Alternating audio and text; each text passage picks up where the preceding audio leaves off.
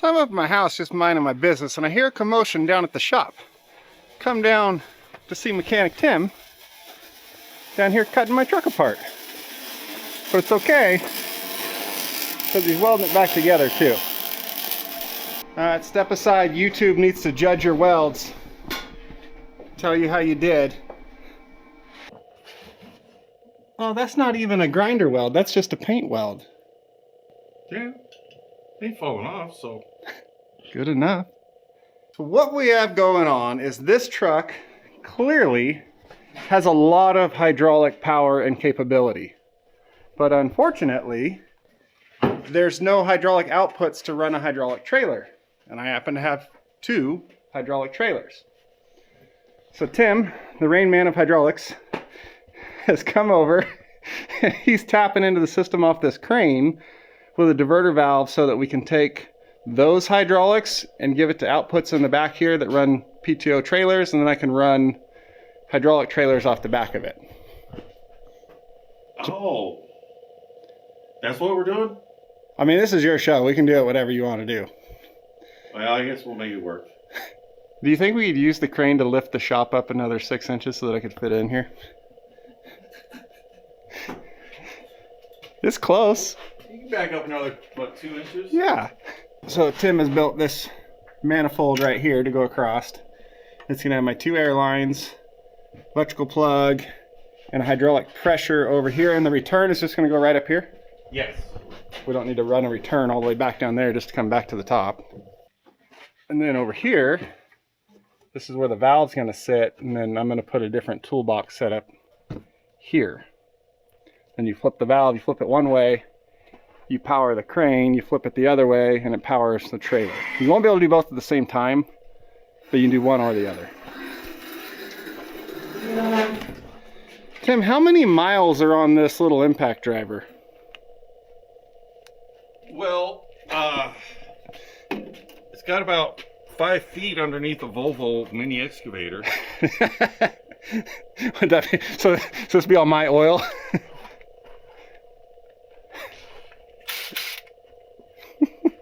For those wondering what we're talking about, on this truck here, you have your air and electric lines coming out, going to the trailer, and then over there, we have 2 hydraulic lines, a pressure and a return, powered by a PTO. It does not mean paid time off, it means power takeoff. So in the transmission, there's a pump that takes power off the transmission and then turns a hydraulic pump. This truck's tank is hidden here in between the rails of this headache rack. Kind of hard to see, but it's sandwiched in there. I've had a lot of people ask me where they can get this tank that fits like this. The previous owners of this truck made it in their shop. So that's where the hydraulic tank is hidden on this one, because being a 9-axle truck that averages like 1 to 2 miles a gallon when it was pulling heavy doing its main job, it needed all the fuel capacity it could get, and then being an emissions truck, it has to have all the DEF and all the crap and the DPF filter there. So you're limited on frame space to put a hydraulic tank, and also being a truck with a heavy front end, you need to be able to slide that neck all the way up here to get the weight on the front end. So you can't put a hydraulic tank here. So they custom built their own to sit on the headache rack right there. Long story short, those hydraulics plug into here and here on the trailer. Air, electric, hydraulic. And then the hydraulics from the truck power the trailer. This one here, those axles slide up, back and forth. The deck tilts up and down. The little tail flap down there does this. And then of course it has the hydraulic winch on it for winching stuff on and off. All of that is powered off that PTO on the truck. On the low bed trailer here, it has its own pony motor right here that powers its hydraulics to disconnect and reconnect the whole neck right here and adjust your ride height. These are the valves right here that control that. But if you look here, the pony motor is disconnected into these hydraulic ports, which you can disconnect the pony motor and plug straight into the truck's hydraulics if you wanted, and run this trailer off the truck. So this trailer can go either powered all by itself or powered off the truck, whichever one you want to do. I just leave it powered all by itself because it's easier than hooking up and unhooking 2 more lines every time. This one, however, does not have a pony motor on it. So I have one up there that I put on and tried out, and it barely runs this trailer. But I need to get either a bigger one and set it up here, or permanently mount one in that space right there. I'd probably just put it up top up there and make it removable so I could take it off and use it for other things as well. Now my Zack lift truck here, it has, if you look down, you see a lot more lines down there than normal. This has a twin pump system, 2 hydraulic pumps off the PTO, off the transmission. This is the hydraulic tank on this one, and it comes back here to 2 pressures and 2 returns that go into the Zack lift separately, so that the 2 main boom winches are powered by completely separate hydraulic pumps off the truck and have no effect on each other when you're using one or the other, stopping and starting. Everything of these functions powered by 1 hydraulic pump, 1 pressure gauge. These functions are all powered by a separate hydraulic pump, separate pressure gauge.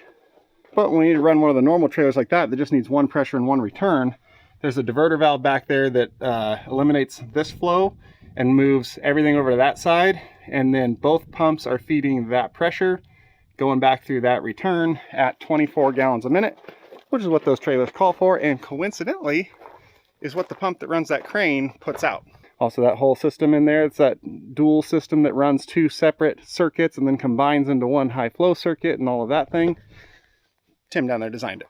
Now my True Hitch here, it's a little different. It has 2 electric pumps right here mounted on top of their own hydraulic tank, and then it has an electric controller here and 2 batteries up there, and it uses electric over hydraulic to run itself so that any truck can use the thing and not need any sort of hydraulics on the truck at all.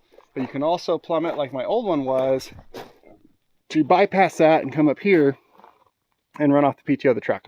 We haven't done that to this one. I don't think we will. There's just really not any need to. It does work faster off of truck hydraulics, but those ones work just fine. Now lately I've been getting a lot of calls for work that really need that sliding axle trailer with that crane. Problem with that is that sliding axle trailer is the only one I have that needs hydraulics on the truck, and this is the only truck I have that doesn't have hydraulic outputs for a trailer. But Tim's fixing that. You haven't found anything else on this one where like a cross member's broken half or the frame split or any of the other goofy stuff you find on all my other trucks? No, just the receiver and that air valve. What air valve? The problem with Tim is he's a problem finder. So if you have an issue, he's going to find it and then you'll have to fix it. Oh. What was wrong with it? Threads were shot and there was the handle's gone. Oh. The knob was missing. Well, you want to know something funny? That's for this. It's never been used. These tires are 2022s. Yeah. And they still have all the casting ridges on them because they have never rolled down the road since they were put on in 2022. Oh, come on. Everybody knows that you put a drop axle on the truck just so it looks like you can haul extra weight, but you never actually use it. I had to run back up to the house because I forgot. I made a short a week ago, something like that, about this Jerky Boys jerky and how I have basically become addicted to it after they sent me some to try. And I now have it in all of my trucks. And I had run out in one truck, so I had to go get the last half of the bag in the other truck. One Tim's been working on, he commented and said it better be restocked by the time I get there. And I forgot to restock it, so I went and got him his own bag to stock his truck. Stuff is good though, just try it out. It tastes like actual, like real homemade jerky, not like store-bought jerky. Hey, I forgot to do something. Oh? I forgot to restock the truck. Oh. Before you got here.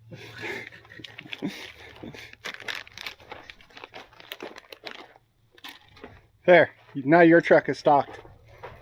Thank you, Casey.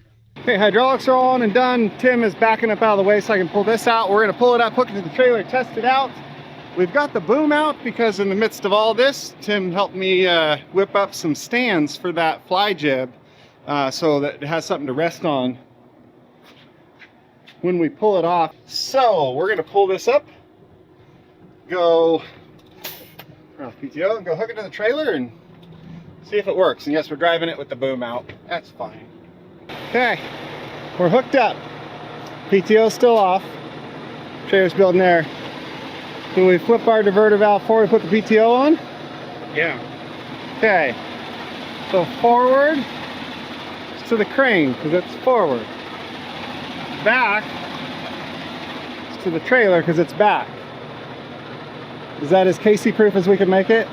I hope so. Alright, I'm gonna go flip the switch.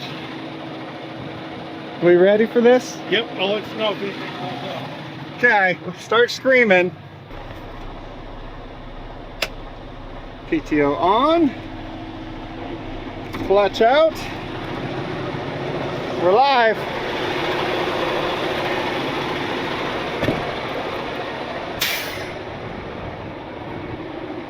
Lines jumping mean things are moving.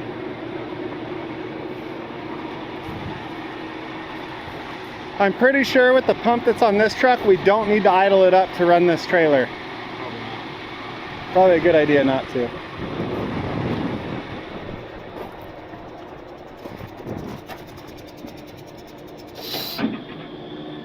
There they go.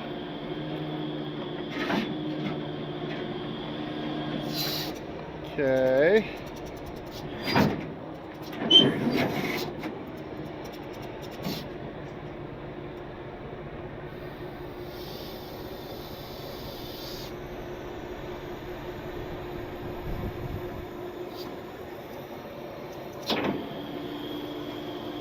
This trailer is so much faster than that Trailies. I think the Landau was even faster, but this one's a good happy medium, I think. We also want to make sure that hydraulic tank up there doesn't overflow when we pull the axles all the way up. Yeah, I'm going to go all the way because we're collapsing that cylinder, which is pumping fluid into that tank. And these ones come up a long way. So you can see the cylinder in there and the whole slide mechanism coming. He's yelling, but I'm not stopping. We're so... Huh? How much further you got? Almost there. We're like almost right there. That's gonna be close.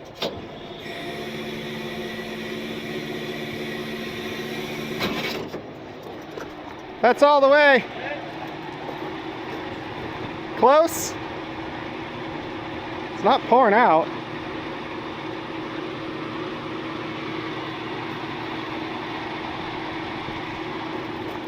Oh, it is like right there. Just starting. Is it? Just starting to bubble. Oh shit. And if I lower the bed, it'll spill it out because these rams are extended. Yeah. So let's do it.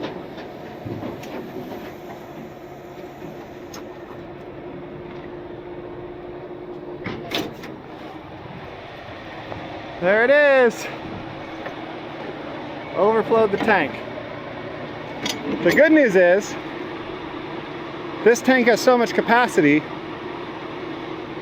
Yeah, we can drop it down. We can drop the level down a little bit and we'll be fine to still run the crane. Yeah, it was right at the middle of the gauge.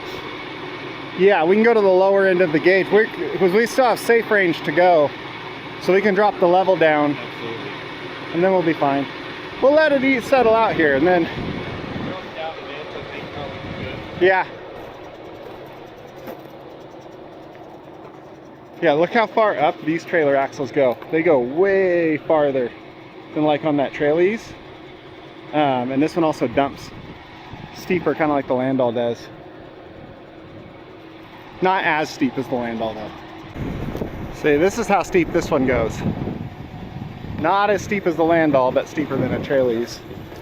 Like I said, this trailer is a good happy medium between Landau and Trailies. Okay.